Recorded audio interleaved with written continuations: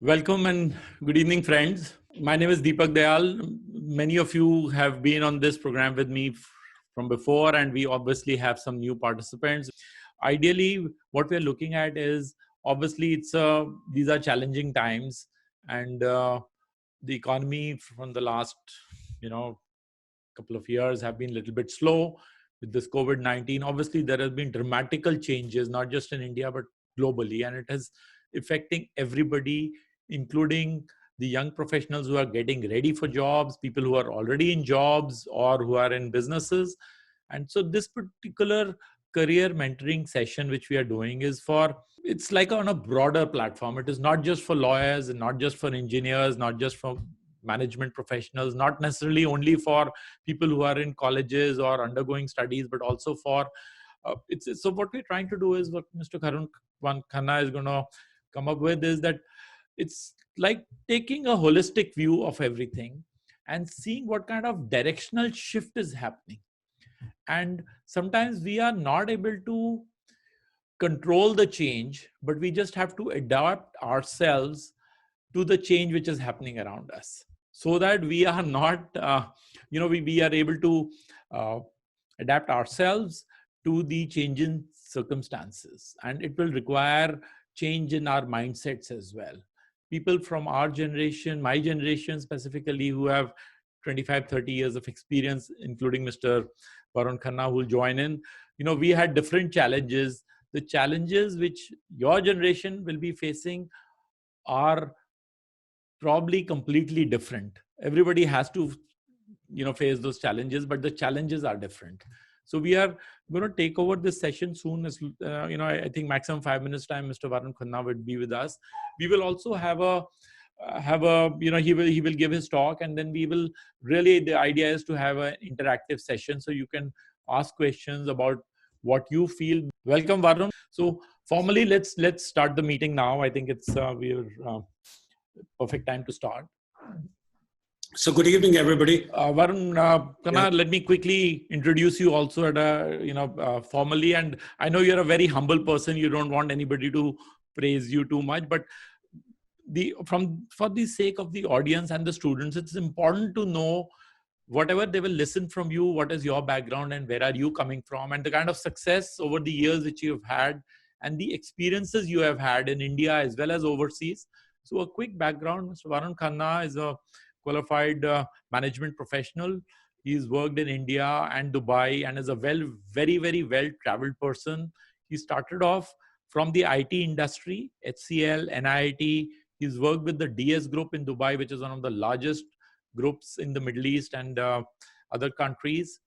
He's currently senior management team member, director and CEO at Ireo, which is one of the largest property development management companies. He's also very closely related to the education industry as well. Okay. And he's been extremely successful over the years in his own professional career. He has hired large number of professionals from MBA, from CA, from engineering backgrounds.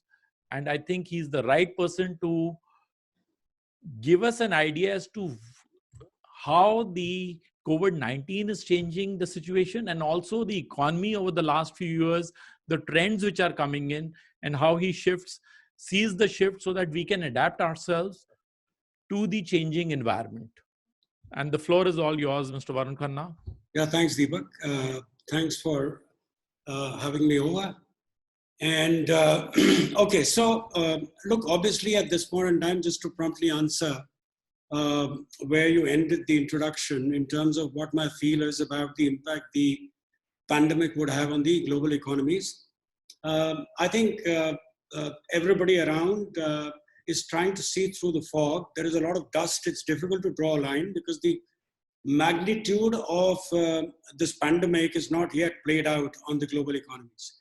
So I think any semblance of how things may look beyond the pandemic getting tamed, I think at this point in time, it will be a lot of half experience that people must be drawing into and giving an extrapolation basis that I think one would have to see, because it's the most unprecedented thing that has happened to at least this generation.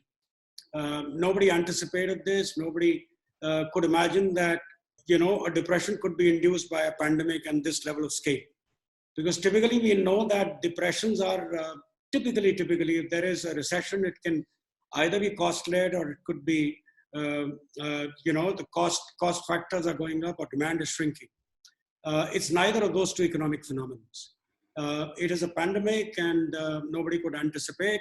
Having said that, one thing for sure that one can conclude is, if you look at the last 20 years of occurrences of downturns, recessions, and so on, I think we've come into a world where what we call the black swan events have become far more regular.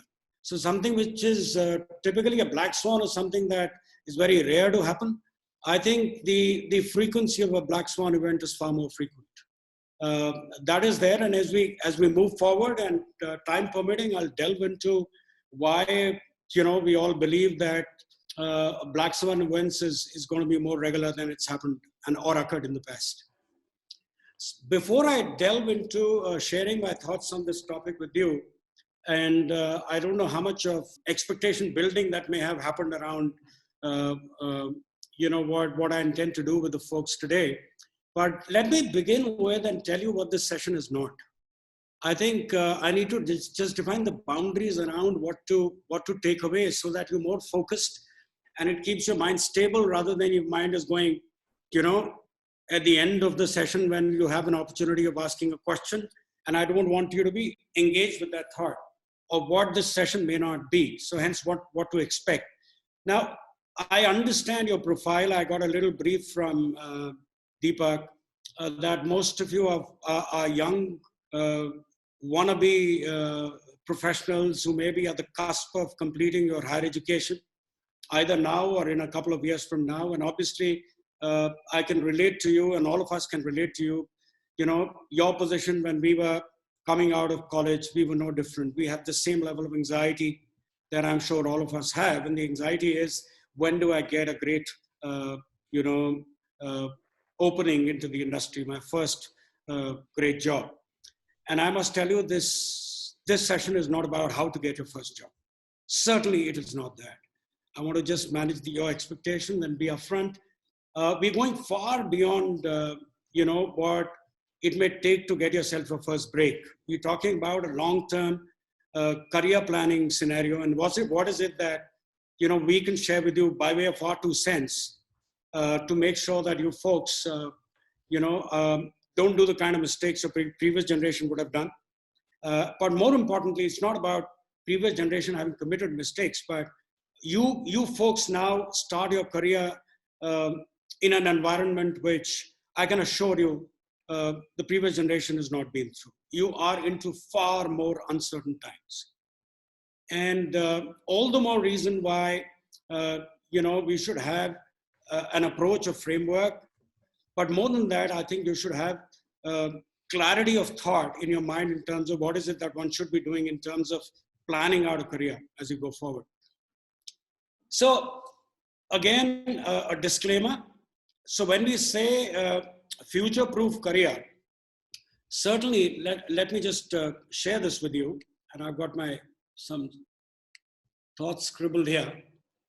So what does a future-proof career mean? If it's guaranteed livelihood till your last breath, or a career with no disruptions, one, that is a largely predictable thing. I can assure you this is not possible. This is not just going to be possible. If we were to say that the day I leave my higher education till the time that I want to work or continue to work till such time that I reach an age where I must retire from my active services, I want a career that doesn't have a break, I think it's an impossibility. Just get it out of your mind if you still carry this notion. Today's world is often referred to as, the US Army came up with this expression in late 80s, 1980s, around 1990, 1987, 90, and they call this term, which is now called VUCA. They said the world is very volatile, uncertain, complex, and ambiguous. And I think increasingly this expression has found its way into the vocabulary and the narrative that the best of the economic planners, the policy makers, and the corporate honchos today, when they sit down and plan their businesses, they know that they're working in an environment which what the world calls the VUCA environment, which is volatile, uncertain, complex, and ambiguous. And I've observed it, that I've already shared this with you, that particularly the last decade and a half, I've seen the occurrences of the volatility, uncertainty, complexity, and the ambiguity in the world economic scenario happening far more frequently. The world has become non-linear. And let's come back to non-linearity of the global economy and how does it impact me as an individual. We'll talk about it and delve into it as we go down. But today's world, in all likelihood, is one where I've already said black swan events would be far more frequent. Any career or a professional life, be it the future, yesteryears, you got to understand that any career that I choose is going to be the derivative of the environment that I have to operate in. And we've already said that the environment is a VUCA environment. It's volatile, uncertain, complex, and ambiguous.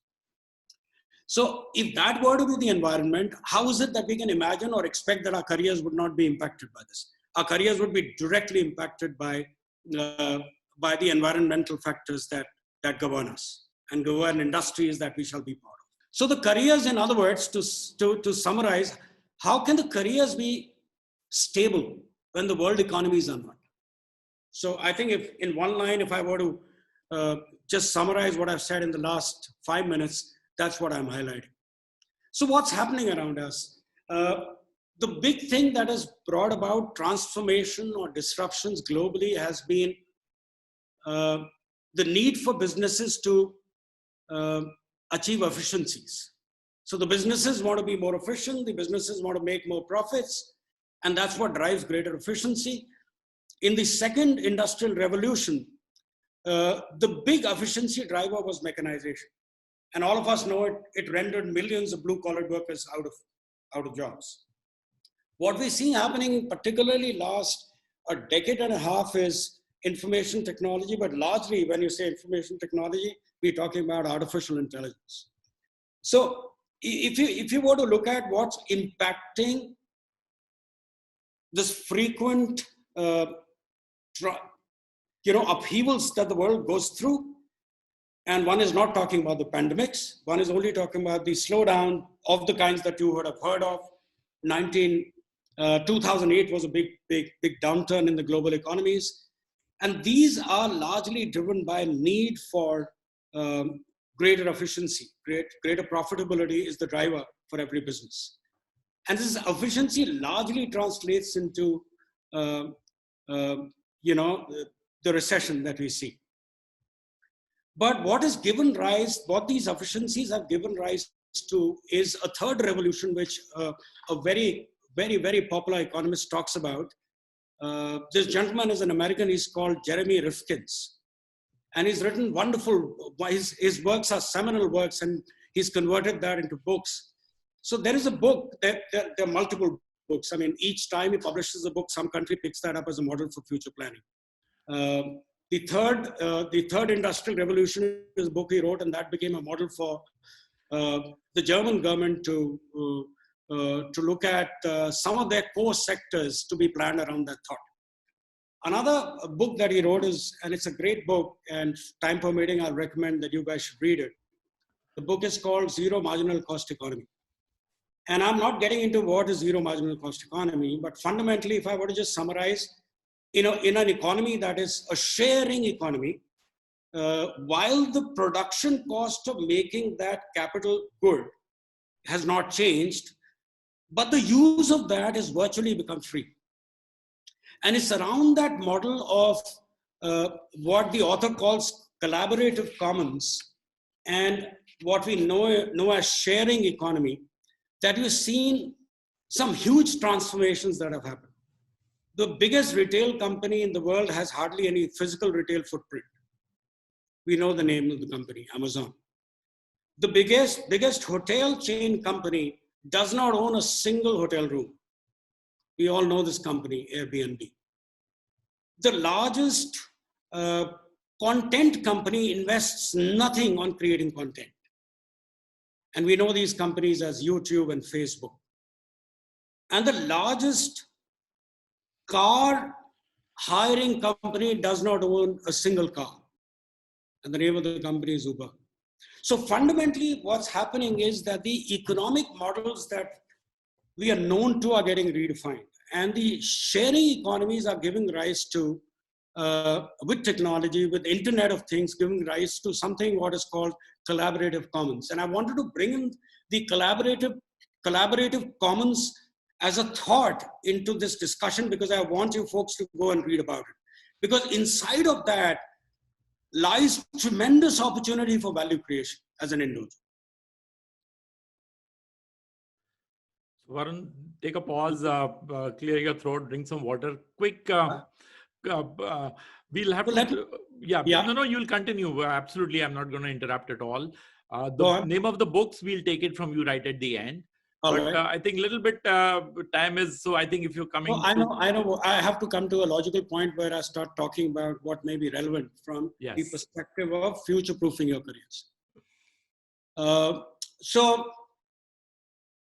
I think before I get into this, I would request Deepak to just, I've given him one slide to share with you. And as you see that slide, I want to read that out. It's such an interesting slide. Parth, will you put it up, please? And I've been also, since you shared it with me, Varun, I've been just, it's there in my mind, and it's such an amazing, amazing slide. So we're just putting it up for you. All right. And, so I want everybody to see this, and I would like to read it out to people. I want them to experience the impact of the thought behind this. Okay, so before the slide comes up, a little background on the author. Author is a gentleman called Robert Heinlein. He was an American, and he published this great piece of work in 1980s. So it's not something that he's written yesterday, but I think it's so relevant. And I came across this work early 90s, 1990, 91. I feel that it'll help you imbibe a great deal of ideas to future-proof your careers. So let me read this out to you, although it's in front of you, and let's read it together. A human being should be able to change a diaper, plan an invasion, butcher a hog, con a ship, design a building, write a sonnet, balance accounts, build a wall, set a bone, comfort the dying, take orders, give orders, cooperate, act alone, solve equations, analyze a new problem, pitch manure, program a computer, cook a tasty meal, fight efficiently, die gallantly. Specialization is for insects.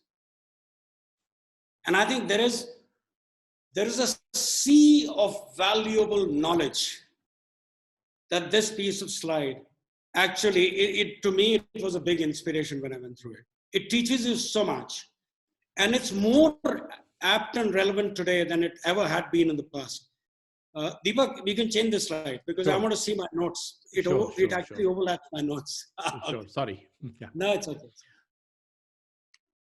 So it was important for me to bring this over as a context. So I think it'll raise a lot of conflict in your minds because a lot of you have been doing specializations. I understand some of you are on the cusp of becoming chartered accountants, people who are doing engineering, some of you are doing other specialization courses. But you've got to understand, this man said it, I think, as a prophecy. Because when he wrote this piece, which was 1987, 88, the world was completely a different place. I mean, I was still part of information technology back then, and that's when I started my career in 1986. But nobody knew that information technology alone would change the world to a place where what this gentleman would have written in 1987, 88 would become so relevant for current times. Fundamentally, when we say this, we're saying that if the world economies are going to continue to go through disruptions, then like any other risk manager, a risk manager would want to create portfolios.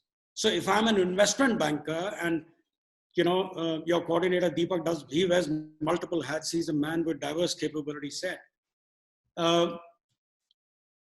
As an investment manager, what do? If I want to look after my investments, I invest it across a portfolio to hedge my risks. I think fundamentally what we're saying here is that to hedge your risk of future-proofing your career, you got to have multiple skill sets. You have to remember two things that is happening to the world. The human life is expanding and the lives of industries is shortening.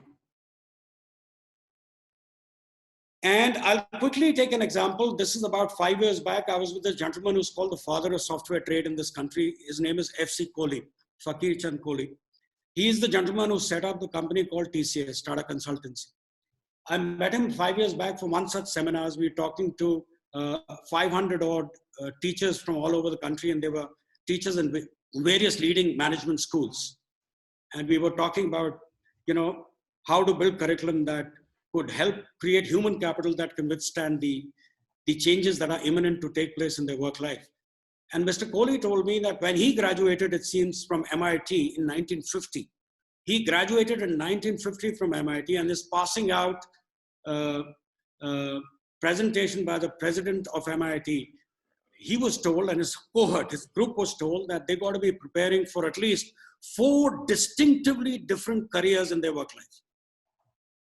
And I'm talking 1950. What makes MIT a great place is because they have this ability to see the future. And this man created power sector in the country. He created software technology or software industry in this country. He himself has seen diverse careers in his work life. So it is imminent that you would have diverse career set. And it's important that we come out of this mode of being a specialist.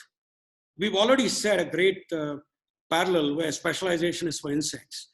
You got to become a generalist. You got to have skill sets that are multiple. And that doesn't mean that to become a journalist, I have to continuously go to colleges.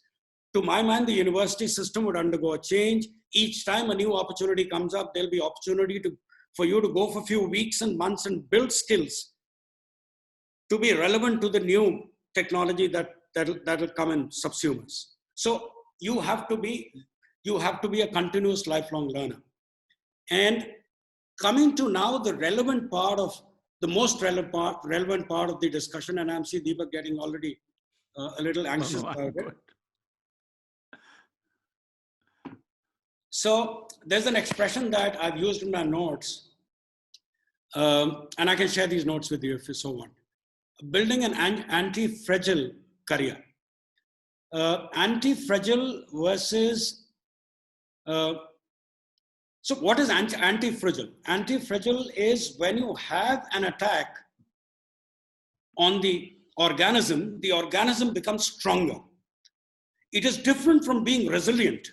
Resilient is when something comes and hits you, I bend and then I come back. That is not anti-fragile. Anti-fragile is when something comes and hits you, I'm already ready to be stronger to take the impact, so I don't have to bend. And there's a beautiful book, and we'll give you some references of these books. But what requires today is a mindset change. And I'm going to use this expression that I'm very fond of. The expression goes like this: you don't know what you don't know until you know you didn't know it. You don't know what you don't know until you know you didn't know it. You got to know what you don't know. And what you don't know is the fact that we are in an extremely extremely VUCA environment, very, very volatile environment. And what that warrants is a mindset change. And the mindset change is that you have to prepare yourself that in your work life, you'll be possibly doing 5 to 6 completely different careers. So it's not that my dad, who was a banker, started as a banker, retired as a banker. My brother-in-law, who started as a chartered accountant, still runs that practice as a chartered accountant, probably will obviously retire as a CA. That's not going to happen to you folks, I can assure you. And you can mark me, this being recorded, catch me if I misled you in this. It's so uncertain that it's not. You can't plan for a life of doing just because those careers would be rendered useless. Anything that is highly specialized, you got to understand, is the easiest prey to artificial intelligence. What artificial intelligence cannot handle is something which is more general. So from specialization, you have to move the other plane of the paradigm, and you have to be a generalist. A generalist is an individual that's going to continue to be in demand as long as you continue to add to more and more skill sets. So you can't be an individual who's great at playing just the game of cricket. If I were to draw a parallel into sports, it may still work in sports. It's not going to work in work life. But you have to learn various sports to be successful in the work life. Now, the next question is, one is the mindset change. And the next is, what should be my core life skills? That the core life skills will never change. And the VUCA world will never be able to change that. So the core life skills would be skills of learning to learn. And I'm very, very fond of what I call the Eklavya model. Eklavya model out of Mahabharata is a model where an individual self-taught himself. Nobody wanted to teach him because he came from a lower caste. And he just put a statue of his guru and he taught himself. And he was the greatest guy at archery. Right? So when people talk about self-learning, and the modern world, Western world, years back and decades back was sending us a lot of solutions about self-learning, I always realized that we know self-learning. Our culture teaches us. It's part of our history and heritage, self-learning. So you got to self-learn. So self-learning starts with learning to learn. Learning to learn is learn how to learn. It's very, very important. But before that, when I said mindset change, I'm saying please unlearn. Please unlearn whatever you know about. And your mindset's about specialization. You got to come out of that. So core life skills about learning to learn. It's critical thinking. It's leadership skills. It's a bunch of them. And we can send you a lot of articles. In fact, I advise a company in UK, which is called Granger Oliver. And the site is grangeroliver.com.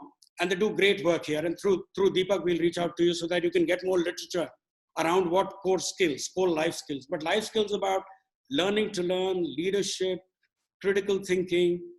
It's about social intelligence, emotional intelligence. These are the skill sets that you've got to be holding as foundational building blocks for your other professional skills that will help you find yourself jobs and keep you engaged professionally.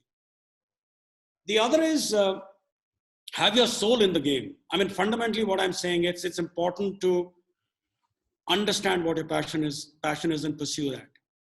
And sometimes people ask me, how do I know what my passion is? At this age by now, I think if you're not being dishonest to yourself, you know what your passion is. And if for some reason you're still not able to discover, please expose yourself to more and more professional opportunities. And you would soon have your aha moment, your moment of realization, your moment of epiphany, your realization that this is where my passion is. And I think, and I read it very early in my life, you can actually make your passion your vocation, then nobody can conquer you. No VUCA can conquer you. So look for your passion. But some people are self-passionate. They just find passion in whatever they do. So cultivate that habit of being passionate about what you're doing if you're not able to discover what you're passionate about. But I think it's very important that what I call have your soul in the game. S-O-U-L. You have your soul in the game. And the fourth point and the last point I have, and after this I can take questions, is that focus on value. And what do I mean by that? Whatever you're doing has to be useful, has to be meaningful, has to be impactful, something for which there is demand. So 4 things to summarize: mindset change, come out of this mode of saying single career all your life, doesn't work like that. Core life skills, I've told you 4 of them at least. You'll be surprised at Harvard, you don't get a Harvard graduation degree unless you know how to swim, because they believe swimming is a core life skill. Discover your full potential. Third one is discover your full potential, where what I'm saying is have your soul in the game. And the 4th point is focus on value. Do something which is meaningful, impactful, something that has demand. I'll leave you guys. This is great. Ask any questions that you may have. This is great, Varun. Really, like you've really, I think, power packed it like crazy in less than 40 minutes. I think the information which has come, and it's come from your soul also. I will, it's so obvious that you're passionate about it and you're not just quoting stuff and reading it out from somewhere, which I think is important and really, really critical. Yes, I have about 1,000 students right now who not everybody is able to join in and all, but we'll make sure it reaches to at least 1,000 students. And we have about 3,000-4,000 more who are wanting to get insights. And again, because many, and even in this small group, yes, there are people who are trying to do law, chartered accountancy, engineering, management, and traditionally they've grown up like we grew up. I'll become a doctor or a lawyer or an engineer or an IT guy. And now things have changed, and you've so rightly pointed out that one has to be ready for at least 3 or 4 careers. Okay, and skill sets upgrading, learning to learn, I think that is great. And I think in the next, I'll probably take more insights which we can share with everyone else on, so that we can either send them a mail or the books which you've suggested. So it is more clear cut. What we'll do is we'll keep it up for few questions, but I know some of the questions would be related to, okay, everybody has a myopic view also. What you've shown is how to plan your next 35 years of your career, right? Yeah.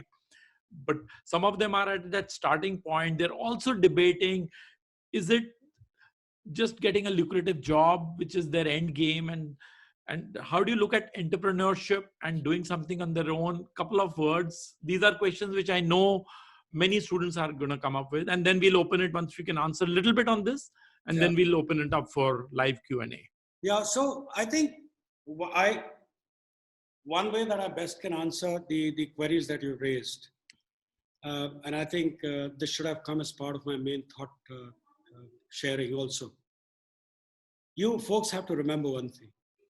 The biggest risk you take in your life is not having taken one. The biggest risk you take in your life is not having taken one. Please don't be afraid of anything. Don't worry whether you're getting an immediate job or not. There are people with best jobs who are going to be. There are 22 million people in the US alone that have filed for benefits. They've been sacked in the last 6 weeks. You have to remember, increasingly there are no jobs. And while it may sound as a jargonized sharing of thought, but the sharing economy and the collaborative commons that I spoke about, it is so relevant to understand.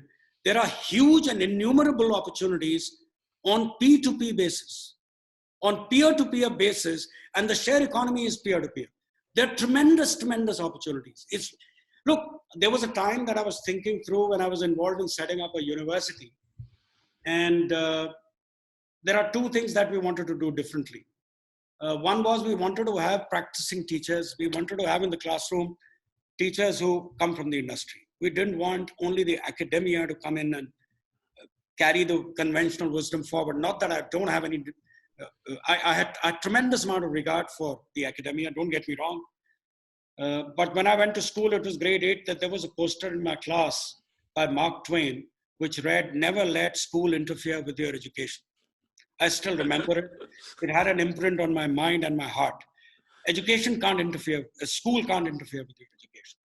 And the second thing that we wanted to do was that we wanted our students to work on live projects. And my thought plane at that point in time, the blueprint was, this country has got 1.3 billion people. We have 1.3 billion problems. Please identify the problems. Please identify. And if you feel that you've identified a realistic problem that's going to be impactful if you were to find a solution around it, you can't even imagine how many people will come and support you to solve that problem. And it'll help you create new value. When you create new value, I can assure you, you become very wealthy.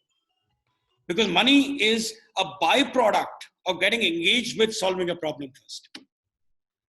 So please take risks. Don't get too uncomfortable about the fact, hey, almighty, what would happen to me? I'm graduating next month and I don't have a job. There are a lot of people who got more financial commitments than you who are without jobs. They've got financial commitments of supporting a family, paying EMIs for their houses and cars, sitting in a foreign land where the cost of living is so high, and suddenly they're out of jobs. It's not in America that the corporate world has been told by the government, don't lay off your people. That doesn't happen in America. They've already laid off people.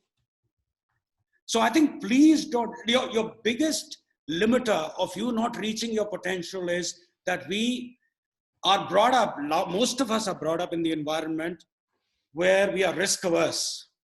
We are averse to taking risks. I think it's critical that you take risks.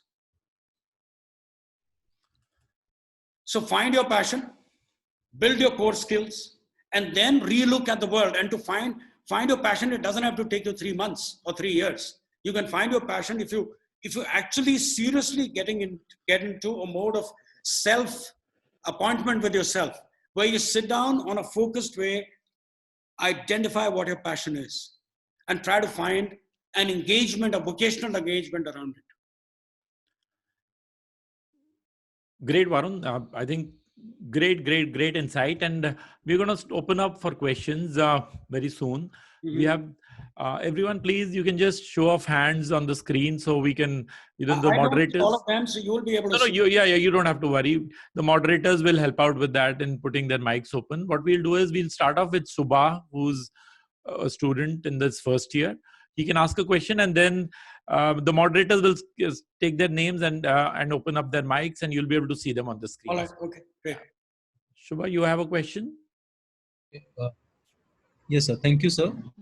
First of all, thank you for this amazing presentation, amazing words.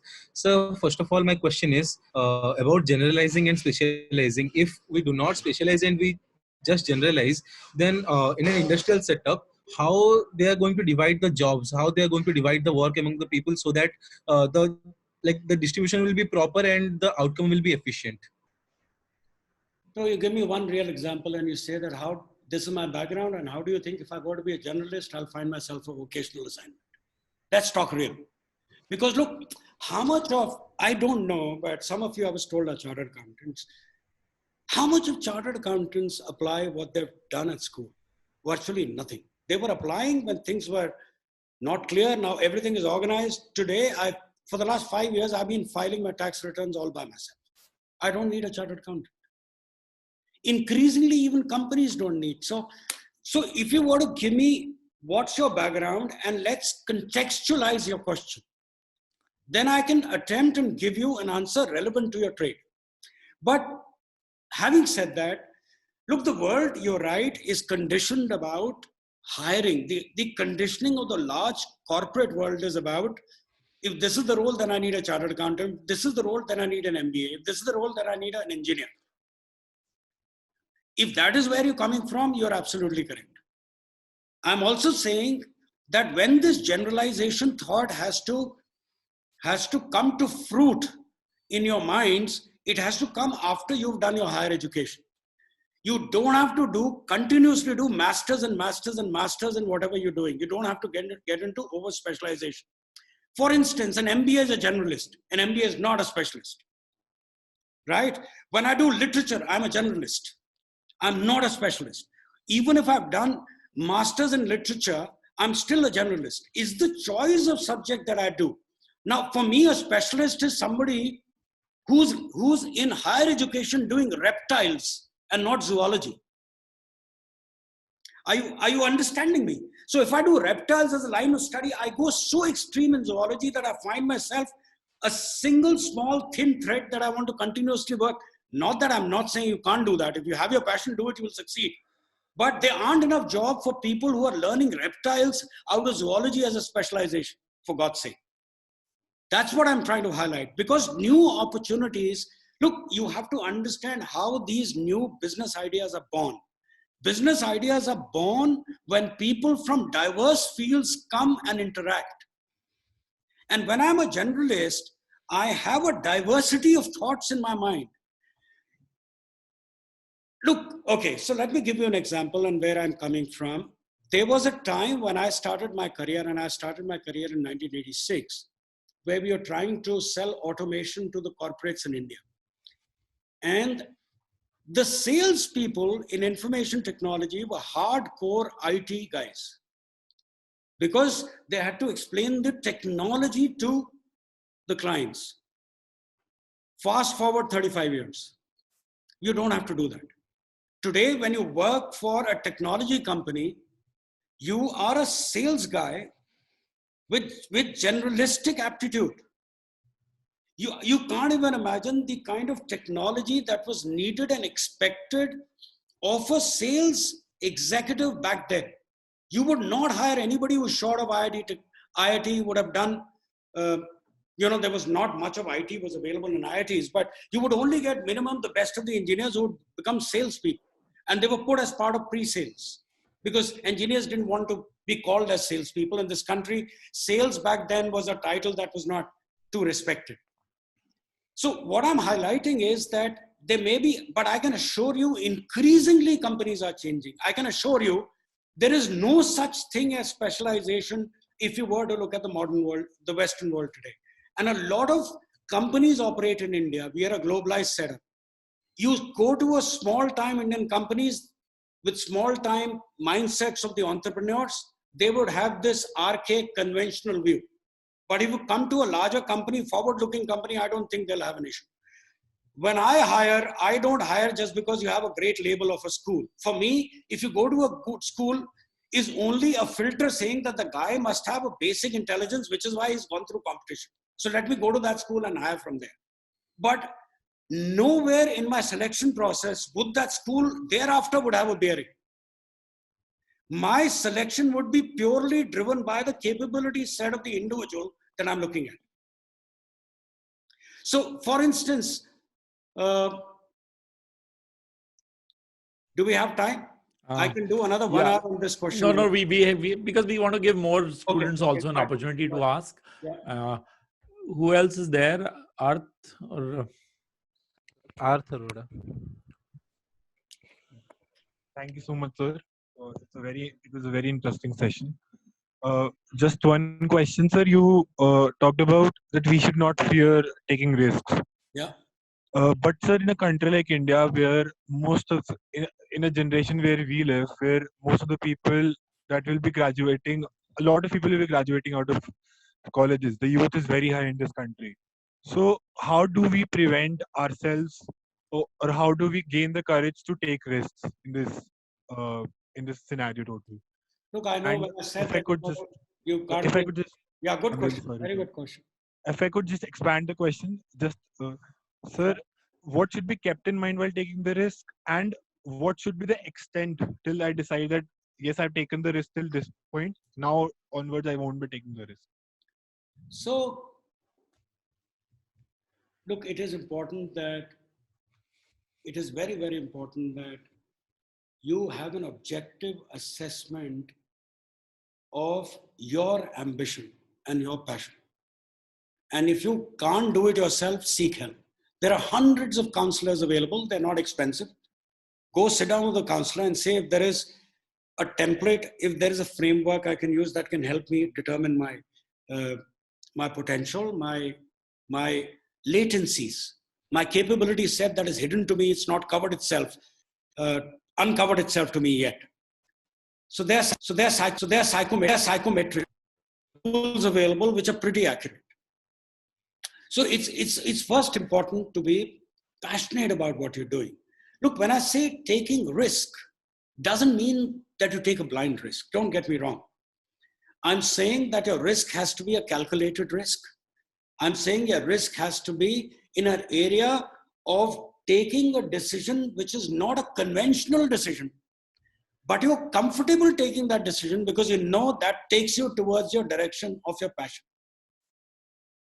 So, for instance, if my passion, look, what the societal pressure and the pressure of the peer and the family drives me in one direction towards my career choices, right? So I don't know if you're an engineer, MBA, chartered accountant, lawyer, it's just defined that you are expected to do that. But if somewhere inside of you, you believe that you got to be doing something else, and to do that, you have to make a compromise, which means if you're a manager, MBA, you can start as a manager and go and do something that is conventionally expected of you. The other is, no, I don't want to do that. I want to completely go out of a sales job or a general management job. I want to do something else. But in doing that, I have to step lower and start at a lower level. that is having to take risks. Because typically, you have this mindset saying, no, I've done MBA, I've spent so much time doing that. I don't think I can do this job. Look, what we have to get rid ourselves of is this discrimination that we do between people.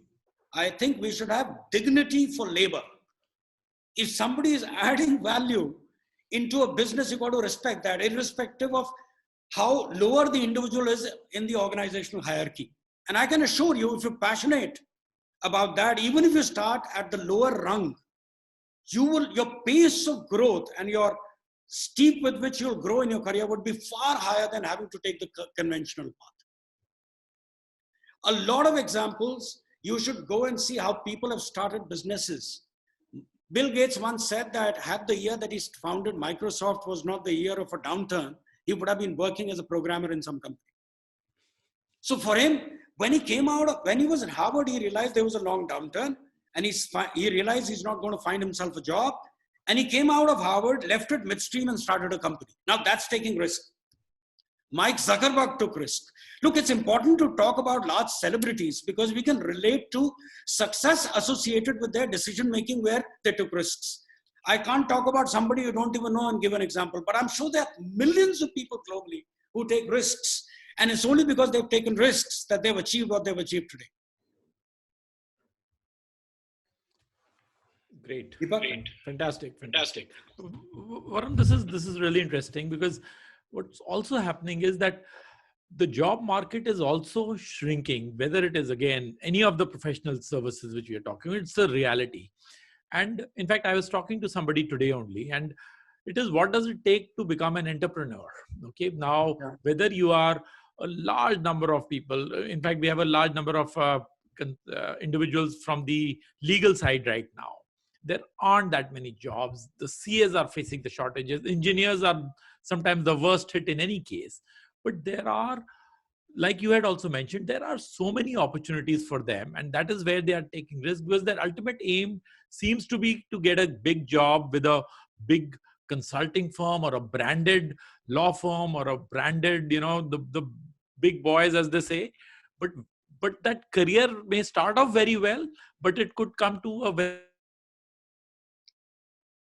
quick, stagnation point also. So here the pain, I think, could be, in fact, I'm encouraging a lot of people to take the entrepreneurial route, even if it is like, initially there is a lot of struggle first 2, 3, 5 years, but I think it's better to take those risks earlier in life than take them later in life when you have higher commitments, bigger EMIs, the stakes are higher for you. I agree with that thought, Deepak, completely. I endorse that. In fact, 2015 Economist had done a beautiful article. You can Google this article. The article was titled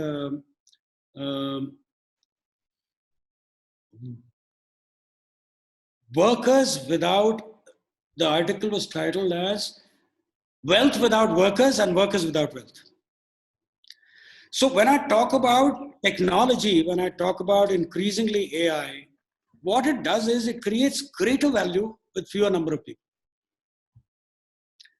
Look, so Jeremy Rifkin's in his book, Zero Marginal Cost Economy, he refers to that and he says that there is a new economic order that is coming into play. And he calls that collaborative commons. And he says it's going to challenge the existing model of capitalism, where people, peer-to-peer basis, they'll form groups and they'll create their own businesses. I think we have to look at direction of being self-employed, and that is having to take a risk. An easier option is to find a job. So when I take risks, it's about becoming an entrepreneur. The sooner you can become an entrepreneur, the better for you. So I can assure you that the job market, which is otherwise very, very tough, is going to become a massive challenge for the next, I hope I'm wrong, for at least a couple of years after the pandemic is taken care of. And don't expect, so if some of you, I wish you good luck, firms, but the fact is the law firms are not going to have so many vacancies as the law graduates that this country is producing. We know that. And the opportunity that you folks have is that, the existing lawyers, there's a lot of efficiency potentiality in becoming a practicing lawyer and doing better than the guys who were lawyers 20, 25 years back. I mean, you're far more professional, you're far more smarter than those who became lawyers 20, 25 years You're back. so right, Varun. In fact, I'm a lawyer, and I'm telling you, on the face of it, there are so many lawyers available, but actually, even when I'm looking for good lawyers in my team, it is so hard to find a good, efficient person who actually knows, is hardworking, is ready to be flexible in his approach. So anyway, we'll take it. Similar situation with the management graduates also. So Right. any more questions? Anybody else wants to ask any more questions specifically? It's fine, because then we can just carry on a little bit on our discussion. Right. So I would share with you an email. Uja, one sec. Uja, do you have a question? Yeah, hi, good evening. Hi. Much for this session. So my question is, so there are so many different fields out there. There are these untapped fields which, we hear about it. Like one, you talked about reptiles.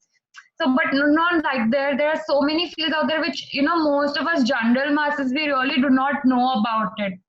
Because maybe it's, not talked about that much, or maybe there's not a lot of exposure in those fields. For example, if I am a law student, so talking about law, there's a new upcoming field of sports law. Like I'm seeing more and more people are specializing in sports law or sports management. So like this, do you have any tips, or do you know of any portals where we can access, or where we can get knowledge about these untapped fields or these new fields that are coming up?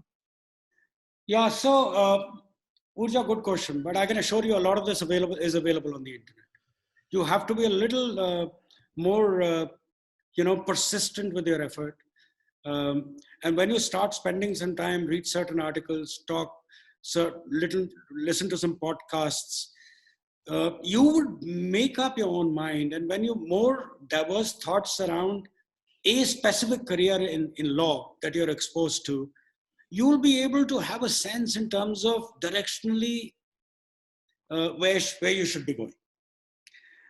And I would share with you, as I told Deepak, an email of a company that I advise. It's a UK-based company that does that for students. It helps them find the right direction. And so I again would continue to say that I don't even know the stage of, are you a law student? Your mic Yeah, she is a law student. Yeah, I'm in my second year of the 3 years course. Yeah, so you may still be at a stage where you must do some research and chart out your future. Don't allow because look, at times we believe that the be all and the end all of making a great career is to find ourselves in a great school of our choice or institution of our choice, and then we're taken care of. I can assure you, it doesn't happen that way. It doesn't happen that way. And you're still at a stage where you're about a year and a half away. There are lots of opportunity look, the new economies give rise to new areas of legal issues. So in a peer-to-peer kind of business structure, what should be the agreement framework? There's a lot of optimization of value that happens around intellectual property. Rather than becoming a classical black coat lawyer, or everybody wants to be a corporate lawyer, you may want to get into intellectual property. And there is so much of, there are lawyers. I'm sure some of you will, but when I was in college, I was introduced to this book called What They Don't Teach You at Harvard Business School by a guy called Lee McCormack. And Lee McCormack created a company called IMG. IMG, you would know, created IPL, etc. in India. It's a very large multi-billion-dollar company. And at that point in time, when America's success story was seemingly written, the narrative was the American success story is written by the MBAs. He said, I'm not hiring any MBAs. I'm only going to work with lawyers.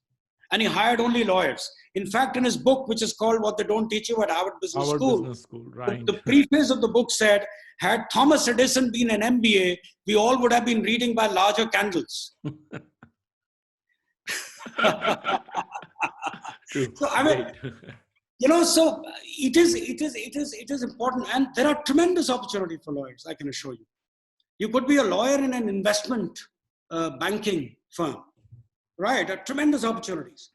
So it's important to read, do some research. Don't just go with the flow of the program that you signed up. This program is not taking you anywhere. Qualification is not education. We've already learned this in this session.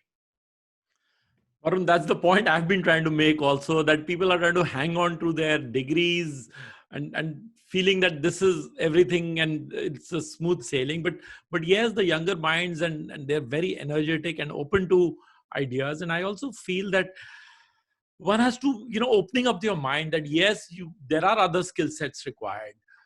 But yes, like MBA teaches us, you have to understand finance, you have to understand marketing, you have to, again, as a generalist, understand HR, your emotional quotient needs to be high, you need your people skills, communication abilities, softer skills, and also, if you don't fail, that means you've not taken enough risks. That is very, very clear, and dust yourself and move on in life. And if we had the secret formulas, Varun, you and I, we would not be sitting here and working, right? We would have become billionaires. We are working hard also because we cannot predict anybody's future. Even our own, we can't predict. But there are clear indications how the changes are happening. And anybody who does not keep an open mind, it is not just for our age group, but even the youngsters, if they don't adapt, anyone who does not adapt will have serious challenges professionally. So I think with that, we can pretty much, you have any last comment or note, Varun, from your side? It's been a great session. No, I'm saying believe in yourself. Don't get, I feel the area that you have to guard yourself against is don't be impatient. And life is, a work life of 35 years is a long, long innings you got to play. And if you may have a couple of false starts in the beginning, don't take it to heart. Learn from it and move on. Because, these false starts at times, the pressure overhangs on our psyche. You can't allow that to happen. Don't be impatient. Rome wasn't built in a day. I think few things will happen only in fullness of time. And if we are aware of the environment that we're working in, today, fundamentally what we're saying is that us folks, we did our higher education, we came into the industry, and the marketplace was growing, and so we grew. I think all of us should realize the market has overcapacities. Think of anything, it's got overcapacities. And the driver, the engine of efficiency with machine learning, artificial intelligence is going to render increasingly jobs being done with fewer people involved or engaged. Unfortunately, it's the reality. So don't worry, find your passion. And there are a lot of problems in this country. If you can identify those problems, I would still say be on your own. Become your own employer. You have to learn the skills of being an employer, not an employee. Become an employer. I think you have to start thinking, and I can assure you, if you're consistent, if you're passionate about what you're doing, there is no reason why you would not succeed. Very true, Varun. Thank you so much, Varun, for such great insights. It's really, I've really gained a lot from this, and I hope the students will benefit from it as well. So thank you so much all for participating, and thank you so much, Varun. And I'll share the information, the books that you had suggested, the website, if you can share with me. I'll make sure it reaches all the students as well. Excellent. So thank you so much. Thanks. Take care. Bye-bye. Stay safe, everyone, and stay at home. Thank you.